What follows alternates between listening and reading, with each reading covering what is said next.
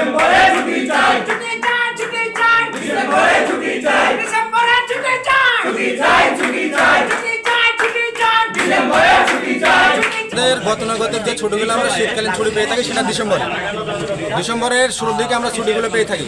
কিন্তু এবার বিশ্ববিদ্যালয় প্রশাসন আমাদের সাধারণ শিক্ষার্থীদের সাথে যে আচার ব্যবহারটা শুরু করতে, এটা আসলে আমাদের সাধারণ শিক্ষার্থীদের জন্য গ্রহণযোগ্য না। কারণ আমরা ডিসেম্বরে যদি শীতকালীন ছুটি না পাই, জানুয়ারিতে আমরা ছুটি দিয়ে কী করবো?